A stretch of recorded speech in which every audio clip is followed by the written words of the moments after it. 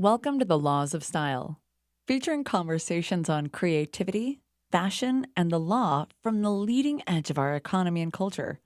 Hosted by noted fashion lawyer Douglas Hand. For this episode, I'm joined by the founder of the menswear brand Nick Graham, none other than Nick Graham. To walk us through the moment you first knew that you were going to be in the rag trade and, how you got to where you are now. Well, it started in 1865. Through Joe Boxer, you really did have a platform to transform a category. Yeah, no, I started Joe Boxer in 1985, and I got busted by the Secret Service. But all these radio stations and were calling me on television, and I got a lot of press from it, and I thought, God, that's fun. I guess that's what they call marketing. So from Joe Boxer to Nick Graham, you started with a non-eponymous brand, unless Right. Joe is your middle name, and I don't think it is. Yeah. I changed my name just after I got out of prison. So, I'm kidding. It was a big decision for me, but at the end of the day, it's like, philosophically, how do you want to live your life? And, just like let yourself go. Hello, and welcome to the podcast, The Laws of Style, downloading to you from the offices of law firm HBA, high above Bryant Park in the fashion district of New York City. I'm your host, Douglas Hand, fashion lawyer, fashion law professor, and self-styled, well-dressed man. For this episode, I'm joined by the founder of the menswear brand Nick Graham, none other than Nick Graham. Thank you for joining us this morning, Nick. Thanks, Doug. Good to be here. Yeah. And you are a very stylish man, by the way. Well, thank you. You're the most stylish lawyer I know. That's on this block. Yeah. On this block. So Nick, we're not only neighbors here on Bryant Park, but you and I have discussed your long standing in the industry, starting as one of the great rags to riches stories on the planet started with ties, like Sir Ralph Lauren. But I didn't change my last name. Different. That's true. Well, we'll get into that. From there, that business became Joe Boxer, and that was an incredibly successful business that you ultimately sold to start your own eponymous line of menswear. But that's at a very high level. Just in your own words, walk us through the moment you first knew that you were going to be in the rag trade, and how you got to where you are now with the Nick Graham brand. Well, it started in 1865.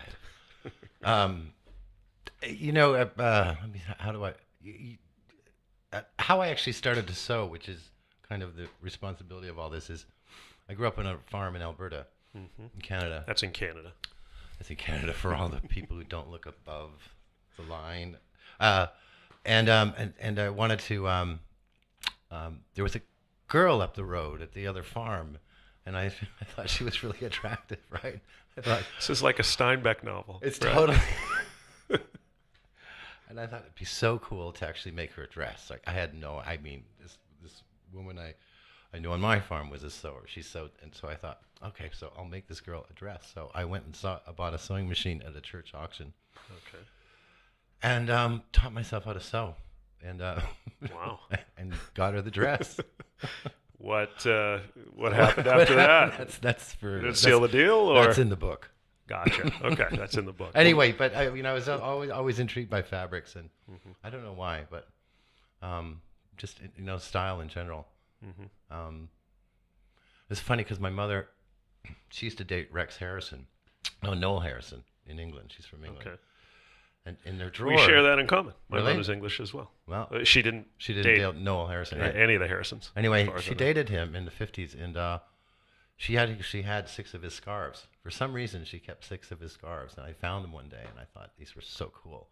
So I started wearing scarves, and then style, and then just kind of evolved into that. But so you started with neckties, right? In terms of just in commerce, yeah. So boy from Alberta. Winds up in New York City, moves to San Francisco. Yeah, I moved to San Francisco in 1980 when I was 2 years old. Okay. And I'm kidding. And started a neckwear company called Some, and ran that for a couple of years. And then actually we sold them to Macy's, and the buyer's assistant was getting married, and she goes, I'd love to get him a really fun wedding gift. So I said, well, I'll make some underwear. So I made some very, very special underwear for him, and she loved them. And also, I needed underwear at the time. So that's how Joe Boxer was born. Wow. And then through Joe Boxer, you really did have a platform to not only transform a category, because let's face it, before Joe Boxer, that was a very dull category. Maybe less so for women, but for men, it was just a mindless, thoughtless commodity. Yeah. No, I started Joe Boxer in 1985, and at the time it was super duper dull. And I went actually to Europe, and there was a couple of underwear lines that I liked. I thought were fun in terms of their prints and patterns. I actually was thinking about importing them, but then I thought, oh, I might as well just go to the fabric store and do it myself. And I did. And we started, starting to print our own patterns and stuff, which is how I got busted by the Secret Service. But that's another point, because I was busted for counterfeiting, for printing $100 Right. bills on You underwear. didn't change it to Monopoly money. You went straight with it. Okay. No, and they came to my loft in San Francisco, and literally at 6:30 in the morning, and came in and confiscated my underwear. Wow. And all my printing equipment. Yeah. It's Anyway. too bad that was before social media.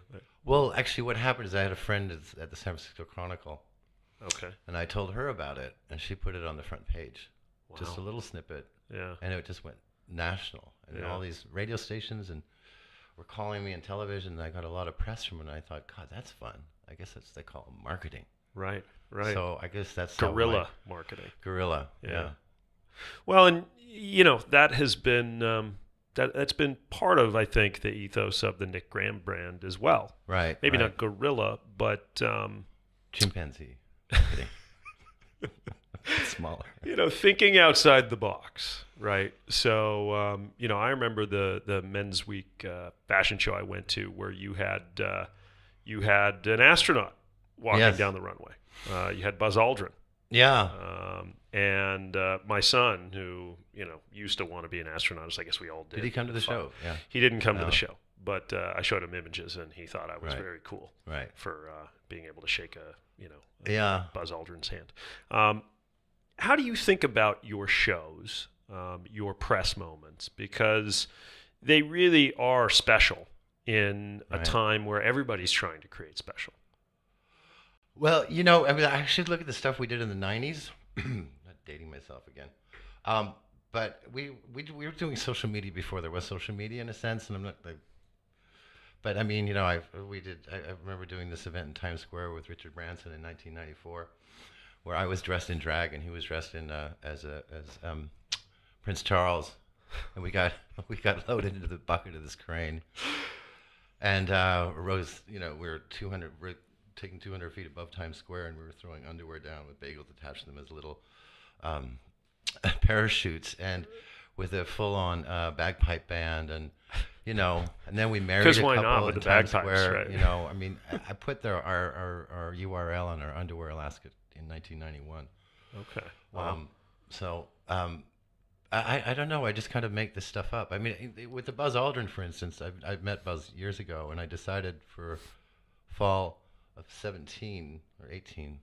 What year are we in? I can't remember. It's 18. It's almost over, though. Fall of 17, I decided to do the collection called Life on Mars, which is because I'm a spaceaholic. And you're a Bowie fan. Big time Bowie fan. And so we decided to do Life on Mars, and it kind of was this perfect storm of. I got my friend from the planetarium at the Rose Planetarium, the Museum of Natural History, to come down, and we just had these gigantic projections of Mars, and then we had Bill Nye narrate this flight to Mars. So we took 1,000 people in the room and flew them from New York to Mars and landed there, and then we did the show, and then at the end Buzz Aldrin came out, which he's this, never tell this to Buzz, but he was the second man on the moon. But he says he's great. He says, yeah, but I was the first man to pee my pants on the moon. That's what he says. I'm serious. Well, and it doesn't go down, right? It just sort of floats around in the suit, I would imagine. But that show was, I mean, we got like 1.2 billion impressions on that show. Wow. It was remarkable. And we self-produce all this stuff in-house. We don't use any agencies or. Well, so we're at this age of the influencer, right? Where you have these people who are objectively famous by virtue of following and likes. But many would argue they're famous simply for being famous. There's not much substance behind it. That notwithstanding, many brands have latched onto that and appropriated followings from influencers to pump up their brand or enhance their brand. What do you Right. think about that? Is that something? Because obviously, buzz is a known quantity and has been for decades, but I don't think of him as an influencer necessarily. I don't even know if the man has social media accounts. Is the age of the influencer a short-lived, just spike in in terms of marketing speak, or is it here to stay? Oh, I think it's here to stay, and it'll keep just only growing. I mean, think of it. The iPhone is only 10 years old.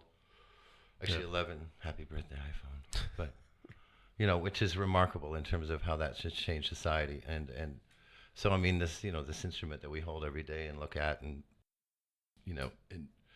it's got such power and the reach it has now in terms of this global, as I say, there's not 6 degrees of separation, there's 8 billion in terms of, the world is now, at your fingertips, which Yeah. is before it was just, this is my Rolodex of friends I have, but now it's like people I don't even know in Kuala Lumpur are Right. friends of ours. So, Right. Well, there's a great quote that is part of, I take it, your brand ethos. The brand is the amusement park. The product is the souvenir. right. Can you unpack that for us? Yeah, I got my bag here somewhere. My emotional I'm trying to baggage. use my own analogies too. Give me a little license here. No, it's I think I blurted that out like in the night. I can't remember when, about 20 years ago. Okay. In terms of a brand's relationship,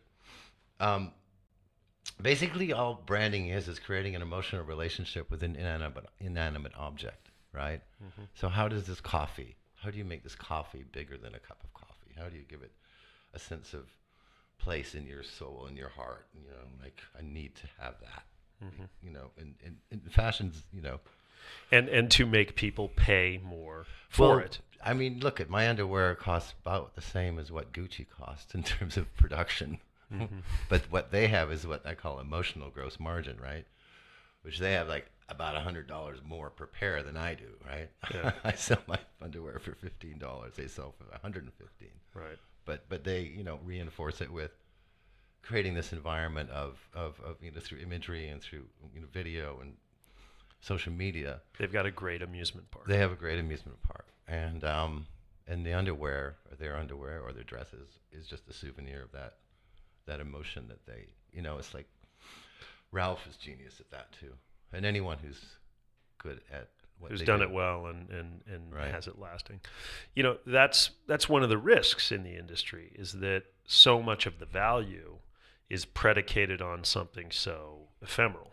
Right. And in the market for M&A, you like to write checks to invest in things that are pretty solid. Right.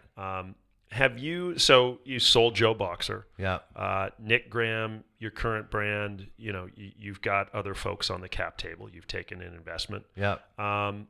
Do you find that's present in conversations about financing, that there is a reticence, a reluctance among the investment community because they don't understand fashion? They don't understand the amusement park? Yeah, I mean, it's not like I'm gonna invest in this stock because I know I can probably get this, certain return on it based on what it's, on its performance. I mean, fashion's a trickier subject. I mean, it's I just love what Gucci's done in the last 3 years. Yeah. I mean, 50% year-on-year comps, Yeah. which is insane for a company that size. Well, and And it's driven by product. It's nothing to do with how many ads they ran. It's just the product is genius, and he's a genius, and he's just upended the whole system. I mean, Yeah. it makes Prada look like J. Crew. Oops. Or what does it? Yeah, maybe it does. well, and you look at the legacy of Gucci, right? I often talk about this in my fashion law class at NYU in Cardozo. A lot of these European houses have over a century to look back on, and Gucci's been up and down. Oh, yeah. You look at No, I mean, isn't there's the- that great book, The House of Gucci, which describes Right. not only some of the family infighting, but also the regeneration that had to occur, Right.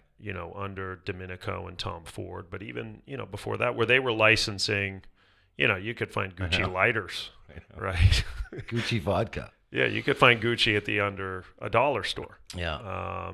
And yet they dusted it off and kept. No, So that's an interesting story. Your brand as an eponymous. But on that point, Yeah. I don't think the millennials, whatever perennial millennials I call them, really care about the legacy of Gucci when they walk in the store these days. They might not even know it's 100 years old. They probably don't even care if it's 100 years old. They like it right now, Yeah. and that's all they care about. I mean, the legacy, schmegacy. I hate to say it.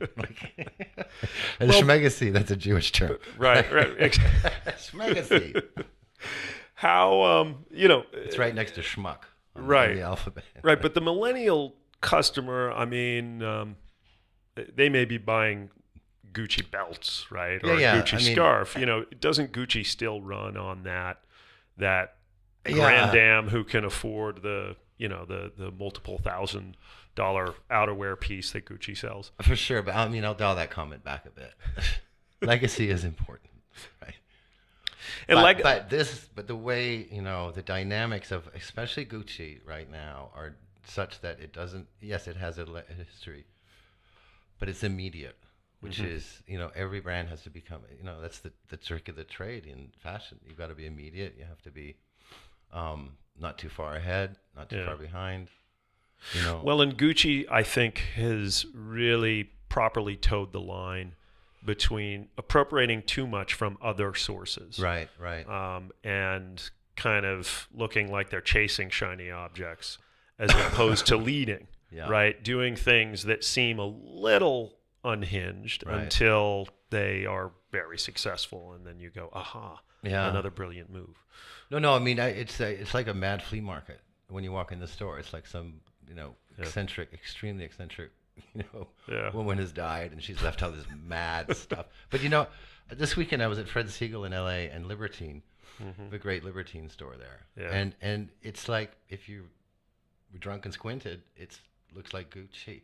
So, and Libertine's been doing that for 20 years, and I love Libertine, same kind of sensibility. but it's Likewise. just And this- Fred Siegel, another, was it the Sunset store? The I new- met with John Frierson, Okay. who's done an amazing job with that store. Yeah. It's like, it's got dynamics and energy, and Yeah. it's cool. Yeah. And John is great. He's a perfect Yeah. fit there. So, I don't know where I just thought it was important to bring up Libertine. Yeah. It's an American brand who I think has got as much energy and vitality as Gucci does in terms of its eccentricity. Yeah. It just doesn't have the platform. In menswear specifically, what are some of the brands that you like or look to, either from a product standpoint or a customer engagement standpoint? I think number one is Tom Brown. Number two is Tom Brown. Number three is Thomas Brown. Or Xenia, now that Xenia owns Tom Brown. I mean, I'm a shiny object kind of guy, right? Right. And I think. Well, how do you think he did it? It's brilliant.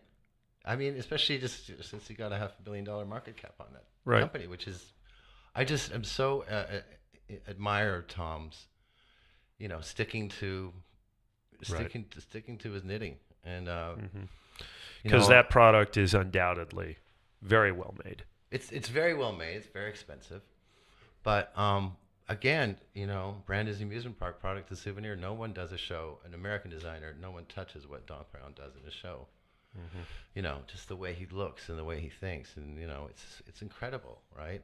But people aren't buying those things that make you look like some animated Japanese doll. Yeah. They're buying the suit, Right. right? So that's the souvenir of that large Japanese doll. So from Joe Boxer to Nick Graham, you started with a non-eponymous brand, unless Joe is your middle name, and I don't think it is. I changed my name just after I got out of prison. Sorry, I'm kidding. But do you feel that your rounds of investment, and as you contemplate the future, for Nick Graham in a potential liquidity event or further financing is fraught with more difficulty for you, putting your investor now to the side, just for you as the individual, because it is your name. And no, there's certain there's I mean, I it was a conscious, and it was a big decision for me to say I'm going to call this my name, right? But it's it actually just it's a responsibility. I take it very seriously, and but I look at Calvin or Tommy, right? In terms of Calvin's out of the business. You say Don is out of the business, Tommy's out of the business. I mean, however long we live, if we have eponymous. That sounds like some fruit from like Southeast Asia. Oh my God, I got this beautiful eponymous today. I like eponymous with my yogurt. Exactly. I like my yogurt in eponymous. In a bowl of eponymous. Right. Tommy's not out of the business. I mean, no. I mean, but in terms of. In terms of, he's built the amusement park, right? And there's the souvenir, and he's, but it's I don't know. It's just it is what it is. I mean, but I don't know what to say about it. Yeah, well, that's fine. Because it's a reality that you deal with, and if you sell the business and your name goes with it, that's something. Yeah. It's just part of the consideration, and I don't. No, I mean, I love. Look at the bottom. I love what I do. I love getting up every morning and thinking up some new stuff to make, create, lining of a blazer. Yeah. Whatever it is. It's just that's what I got to stick at and continue to do. And you put yourself together very well. Well, as well, and in my book, The Laws of Style, I talk about how I believe professional gentlemen, lawyers and other professionals, other service professionals, should best present themselves. And as a lawyer, I feel like a suit is the appropriate vehicle for that. That's often what a client or potential client wants to see their lawyer in. As a founder, as a creator, as a man about town, how do you look to present yourself? And does your line reflect that, or is your line very much outside of how you put yourself together? No, basically I make clothes because I'm too cheap to buy them, right? So I really wanted a blazer with a crest on it, right? So I made one. I just happens to have my name. Nice, right? So, no. I mean, it's you got to make appearances. I mean, my name on the door, right? And I happen to love what I make, so it makes it easier. But it's also when you go back to in terms of how people expect a lawyer, an attorney to wear. The interesting part right now is the suit business is actually very good in many ways, especially as we bring color and other brands bring color and pattern into it, and at a very affordable price. But there's this huge transformation in the workplace going on. Right. I mean, I think 99% of the companies in this country are 50 people or less, right? As just the numbers, and I think 80% of the new jobs created in the last 10 years are through individuals, and this whole gig economy and the whole right.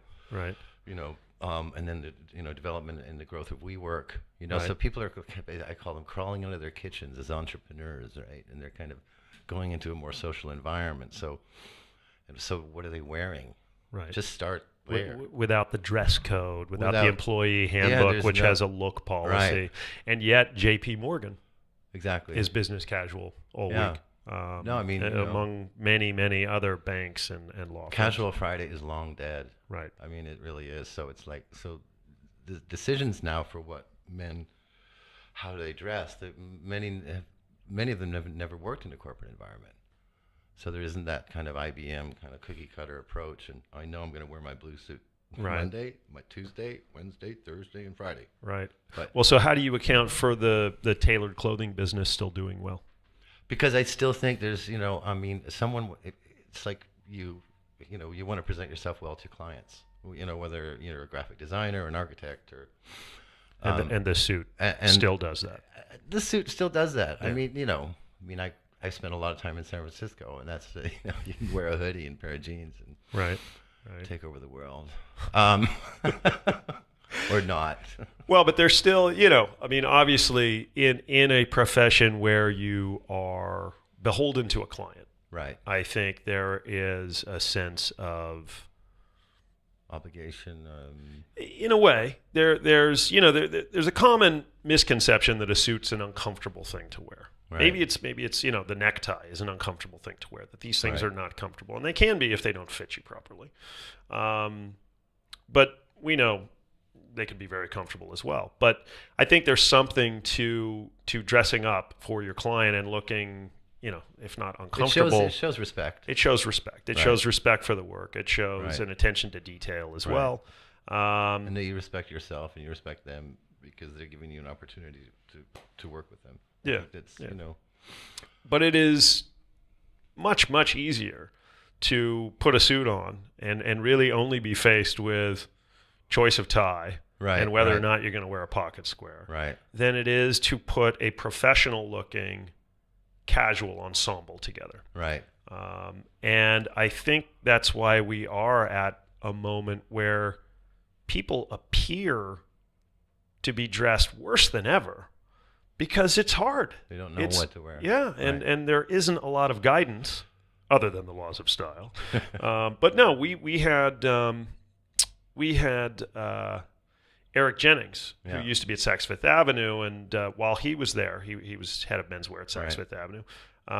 They put out sort of a quarterly guidebook on business casual, and you don't see a lot of that. Is that sort of a missed opportunity, or is that one of the things that's just continuing to fuel the suiting business? Because when a guy wants to look professional, he still goes to the suit because he figures, I'm going to cock up business casual and I'm going to look Yeah, schlubby. no, I think that's part of it. It's also the de-evolution of the necktie right now because the neckwear business is very soft. You know, I mean, especially we sell a lot of floral shirts in the dress shirt department, so you don't really need a tie on top of a floral Yeah, shirt. that's right? a high level of difficulty. Eh. Right? Yeah. wrong. But still, a floral shirt looks great with a suit jacket, right? So I mean, it's this, it's people are trying to especially men are definitely trying to find their way into how what to wear and how to look, and there is no roadmap right now. I mean, GQ does an amazing job. There's tons of Instagram sites. I mean, Instagram. Yeah. Instagrammers out there who really do present that way of dressing. It's this updated, modern. So there's like all these influences coming from men from all different sides now. So, Yeah. Well, so on to our 4W questions. Yeah, starting with simply what, for those that aren't watching on YouTube, what are you wearing today, Nick? I'm wearing a Bill Blass gown. Kidding, because they're gonna go, what? I can't see that. Hot. Sequin. It's black sequin. No, I'm wearing actually a blazer. This is a blazer I made for, I think this was spring. I can't even remember. I think it was this spring this year. Okay. I did a show called Atlantis, which was all based on Donovan's song. I remember that show. Kind of the Yeah, it future was gorgeous. the future of the planet, Yeah. kind of thing. So this was I did this kind of whole nautical. Partly You didn't nautical. go with Waterworld. No, I didn't go with was it right? We'll all be underwater soon. Exactly. But okay, yeah, so you've got the royal blue blazer with a Nick Graham patch, pirate Right. patch. Right. And it says Atlantis found. Okay. Because my theory is basically, we've been looking for Atlantis for centuries, millennia, but actually we are in Atlantis. Mm-hmm. It's very conceptual. Yep. Tie, vest, and blue jeans? Blue jeans, but they're not mine. Okay. And looks like... But there's 7. I think there's 7 for all mankind, and they're stretch, and they're amazing. Okay. As well as wingtips. Paul Smith, wingtips, and Paul white And socks. white socks. I only wear white socks. You only wear white I mean, socks? we make socks. We make really cool socks. But are they only white? No, exactly. We got the best line of white socks in the world. See, I only wear white socks in the gym. Do you? Yeah, but that's You're me. a formal kind of guy. Yeah. You can't wear Argyle. But you are? You wear Argyle. Argyle. See? I am wearing Argyle. Yeah. Well, so you answered some of the who as well. I assume the blazer is you, the vest is you. Is the tie you? The tie and the shirt, yeah. Okay. How about the when, in terms of seasonality? Can you articulate, or do you even recall any of the seasonality of these garments? Yeah, no. As I said, this was from Atlantis, from the spring. Right. So, and it hasn't aged much since then. No, it looks great. And then why? Why did you pick this particular ensemble? Because I was coming on your podcast. That seems to be the answer.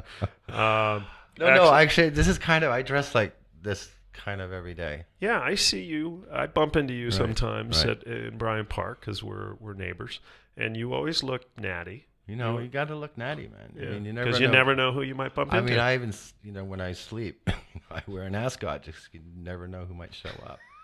Paparazzi. In your bed. Right. Yeah. What is one style rule that you never break? Oh, geez. Good question. I have a hard time mixing colors. Okay. Well, yeah. I mean, this is not monochromatic, but really, it's blue. It's blue and white. And remember, navy and white always right. Right. No, it's true. Blue is, Yeah.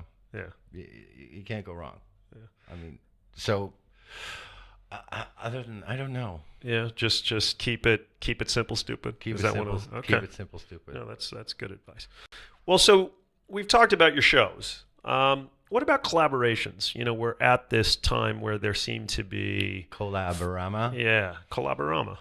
5 new collaborations every week. No, I know. It's, how do you look at collaborations? I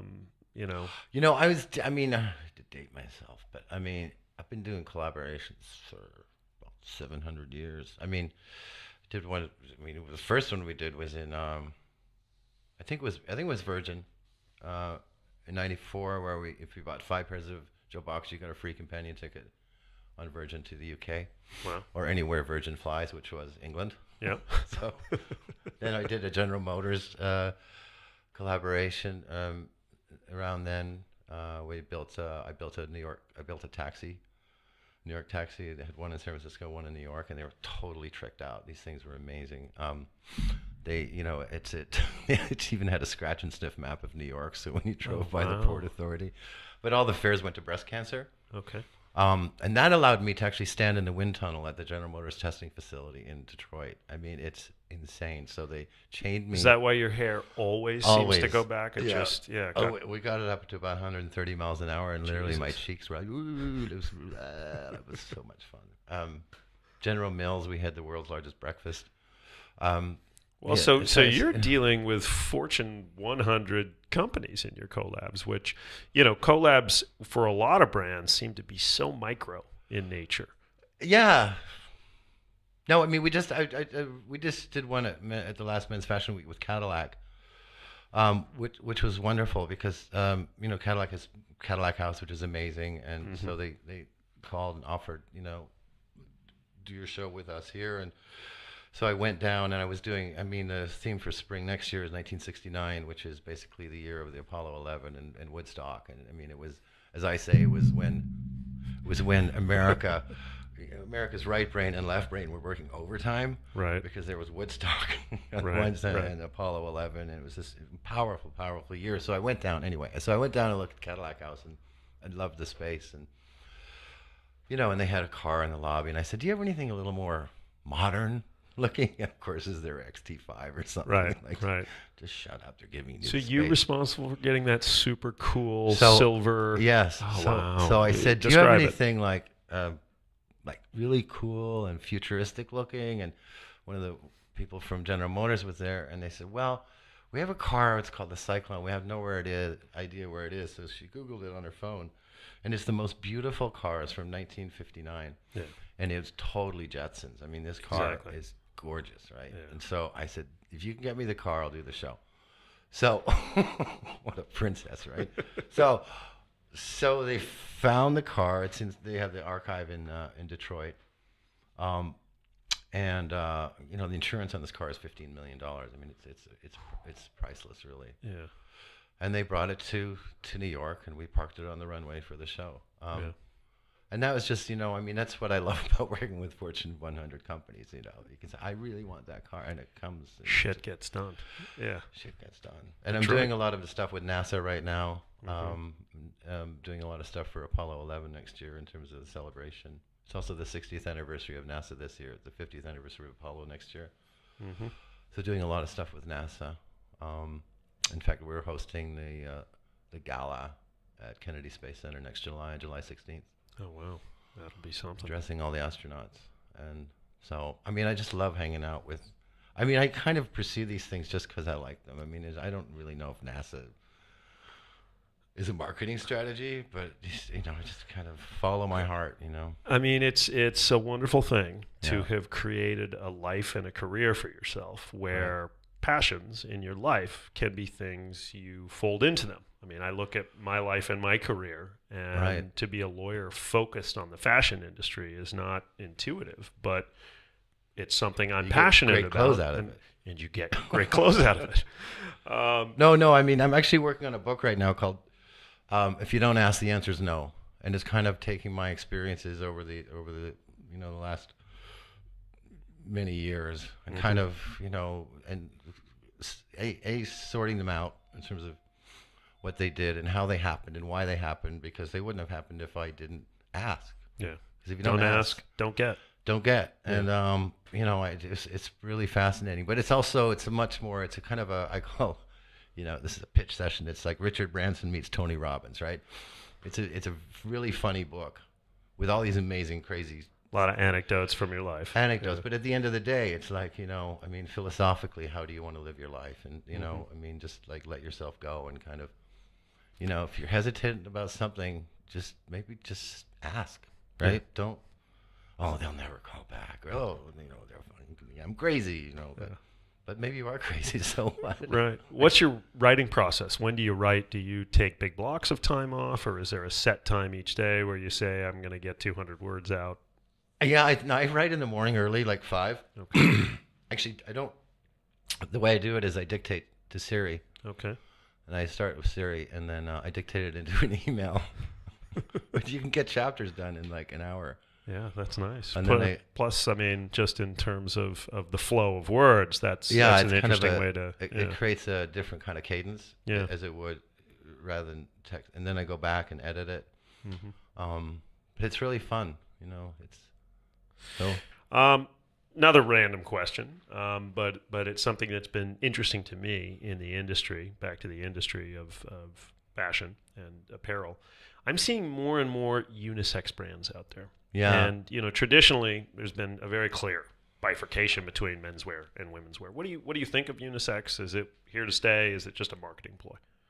I can't quite figure out what it is, but then again, it's so like... There's some things that I wear that I can't find. Like I got this great black and white polka dot sweater from from Century 21 or something. In the women's era because I liked it, right? Yeah. I mean, I don't know. No, I picked up a pair of sort of crazy, almost harem pants, you would say, but they're like cargo pants. Right. They're military green. They got a lot of zippers on it from Philip Lim, and it was in the women's section. No, I think that there's a business there. I'm not sure, Well, I mean, look, it certainly aligns with some social issues that relate I to think gender I think it's fluidity. very cool, very exciting. Awesome, Nick. That's a wrap. Thanks for coming in. No, thank you so much. Yeah, and sharing with our listeners. We really appreciate it. For your troubles, you'll get a copy of The Laws of Style. Whoa! Yeah, exactly. A signed one. And listeners, don't forget to follow on Hand of the Law, both Instagram and Twitter. And Nick, any social media shout-outs? Yeah, Instagram is It's Nick Graham. Okay, very good. And this will be, I think, the last podcast I'll be featuring a mustache for November. Ooh. But if you I do... can't grow one. Is that right? It's too much on the top of your head. It's too much. We've got enough going on already. But you can still give outside of the month of November to Team Mo Justice. Thanks, everybody. You've been listening to The Laws of Style with Douglas Hand. For more information, go to our website at www.theLawsOfStyle.com. hballp.com. And you can also follow us on Instagram and Twitter at Hand of the Law. Thank you for tuning in, and stay stylish.